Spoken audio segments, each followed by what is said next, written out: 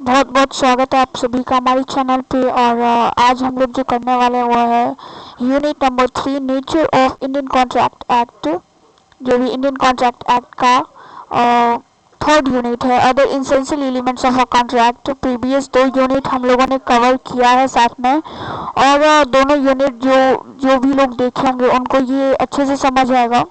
तो अगर आपने वो वीडियो नहीं देखा है तो प्लीज़ जाके देखें। और बिना आपके समय बर्बाद किए हम लोग शुरू करते हैं।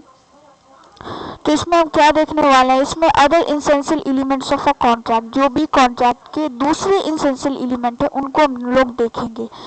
हम लोग ने क्या देखा था पिछले वीडियो में कि सेक्शन 10 का जो भी उसमें था, 2 पार्टी होना चाहिए, फ्री कंसेंट होना चाहिए, इलीगल नहीं होना चाहिए, कंसिडरेशन इलीगल नहीं होना चाहिए, ऑब्जेक्ट इलीगल नहीं होना चाहिए। और इसमें जो है हम लोग कुछ अदर इसेंशियल देखेंगे, कुछ दूसरे क्या एलिमेंट्स, ऐसे एलिमेंट्स हैं जो कि कॉन्ट्रैक्ट को क्या बनाते हैं, वैलिड बनाने में हेल्प करते हैं। तो अदर इसेंशियल एलिमेंट में क्या देखेंगे, कैपेसिटी देखना है हम लोग को कि कैपेसिटी क्या होनी चाहिए पार्टी को एक कॉन्ट्रैक्ट फॉर्म करने के लिए। फ्री कंसेंट हम कब बोलेंगे कि ये कंसेंट क्या है, फ्री है, हम कब बोलेंगे कि ये फ्री कंसेंट है। उसके बाद लॉफुल कंसिडरेशन एंड ऑब्जेक्ट देखेंगे, और डिक्लेयर टू बी वॉइड कब होता है, वॉइड कब होता है। ओके, तो कैपेसिटी टू अ कॉन्ट्रैक्ट, इसका मतलब क्या है, कैपेसिटी टू अ कॉन्ट्रैक्ट का मतलब क्या है। Capacity refers to the competence of the party. Capacity क्या रेफर करता है, एक पार्टी की कॉम्पिटेंस को रेफर करता है कि वो कितना सक्षम है एक कॉन्ट्रैक्ट करने के लिए, वो कितना उसमें एबिलिटी है। ओके, तो capacity refers to the competence of the parties to make a contract. ये क्या है, एक it is one of the essential element to form a valid contract. Okay, capacity to a contract क्या है, एक essential elements में क्या है, ये अपना सबसे इम्पोर्टेंट अपना स्थान रखता है। Okay, capacity refers to the competence of the party to make a contract and it is one of the essential element to form a valid contract. तो अब यहाँ पे क्वेश्चन आता है, ठीक है, कैपेसिटी टू कॉम्पिटेंस होना चाहिए, पार्टी को क्या होना चाहिए, कॉम्पिटेंस होना चाहिए। लेकिन हम किसी भी पार्टी को कॉम्पिटेंट कॉन्ट्रैक्ट के लिए कॉम्पिटेंट है वो हम कब बोलेंगे। ओके, हम लोग कब बोलेंगे कि ये पार्टी कॉन्ट्रैक्ट के लिए कॉम्पिटेंट, हम लोग समझेंगे कैसे। तो यहाँ पे बताया गया है कि every person is competent to a contract who is of the age of majority. हर वो शख्स कॉन्ट्रैक्ट के लिए क्या है, कॉम्पिटेंट है, जो एज ऑफ मेजोरिटी में है अकॉर्डिंग टू द लॉ। और वो क्या है, साउंड माइंड है और डिस्क्वालीफाइड नहीं है कॉन्ट्रैक्ट करने से किसी भी लॉ के तरफ से, ठीक ना। तो every person is competent to contract who is the age of majority, who is the age of majority and who is of sound mind and not disqualified from contracting by any law। इतना। उसके बाद क्या, analysis of section 11 कि ये simple सा language में लिखा हुआ है, क्या लिखा हुआ है। तो एनालिसिस में क्या है, यहाँ पे every person is competent to contract who has attend the age of majority, sound mind and not disqualified from contracting by any law. Okay, तो एज ऑफ मेजोरिटी क्या फिक्स किया गया है लॉ की तरफ से, एज ऑफ मेजोरिटी क्या है। तो एज ऑफ मेजोरिटी क्या है, in India the age of majority is regulated by the Indian Majority Act 1875। तो इंडियन मेजोरिटी एक्ट क्या है, एज ऑफ मेजोरिटी कौन सेट किया है इंडिया में, इंडियन मेजोरिटी एक्ट। किसने, इंडियन मेजोरिटी एक्ट 1875। और every person domiciled in India shall attain the age of majority on the completion of 18 years of age। तो हर वो इंसान जो है कब मैच्योर माना जाएगा, कब कॉन्ट्रैक्ट के लिए एलिजिबल माना जाएगा, कब वो एज ऑफ मेजोरिटी में माना जाएगा, कब, जब वो 18 years का हो जाए, तब जब वो 18 साल का हो जाए तब वो क्या माना जाएगा कि पर्सन क्या है, एबल टू कॉन्ट्रैक्ट है। Okay, law relating to minor agreement और पोजीशन ऑफ माइनर। ओके, तो माइनर्स एग्रीमेंट, सबसे पहले कि माइनर होता क्या है। माइनर मीन्स 18 साल से जो नीचे का इंसान है, अगर वो कॉन्ट्रैक्ट करता है या कोई एग्रीमेंट करता है तो उसके लिए क्या लॉ है, उसके लिए क्या नियम है इंडिया में, या क्या उसके लिए संविधान में क्या है।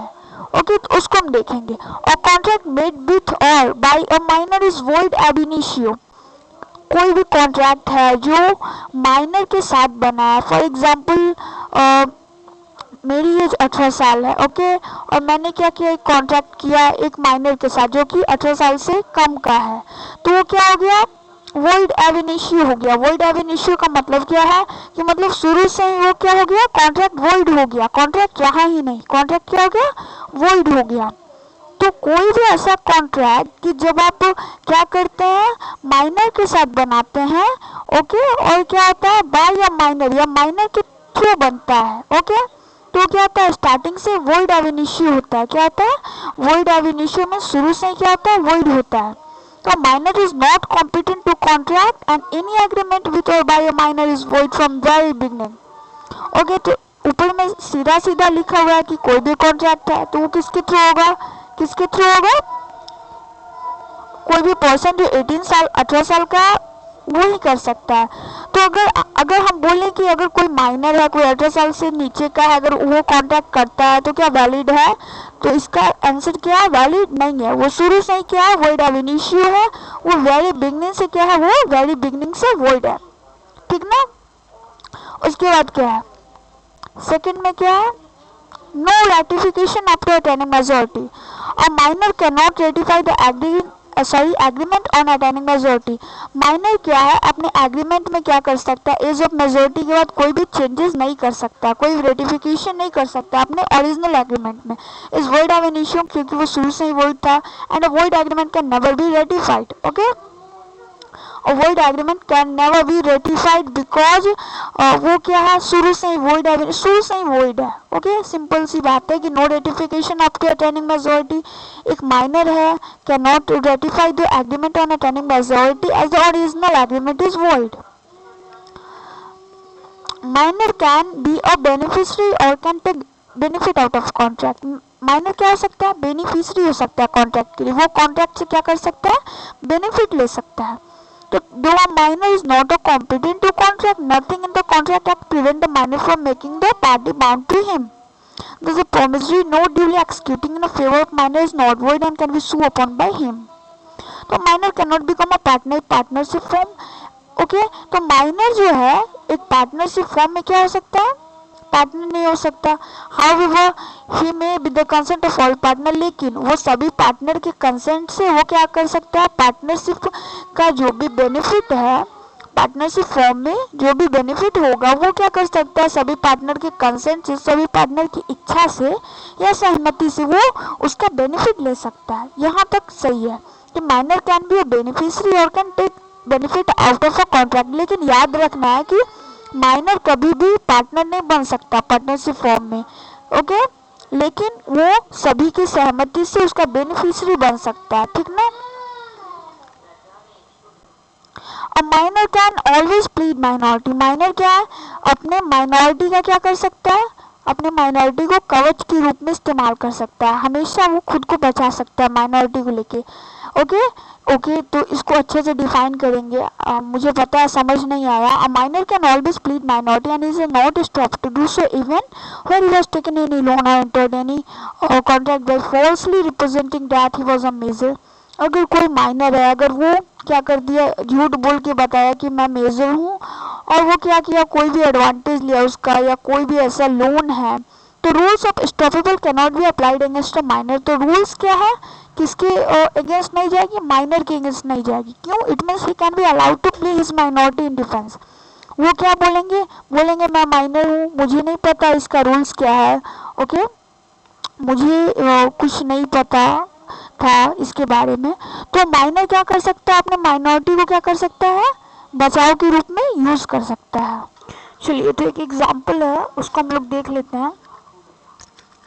यहाँ पे क्या हो रहा है, एग्जाम्पल नंबर 3 में हो रहा है कि एक माइनर है, वो क्या करता है, झूठ बोल के खुद को क्या करता है, एक कॉन्ट्रैक्ट करता है मिस्टर किसके साथ, एक्स के साथ, जो 20,000 के लोन के लिए। ओके, कौन करता है, ए, जो एक माइनर है, झूठ बोलता है कि मैं एक मेजर हूँ और मुझे इतना का लोन चाहिए आपसे।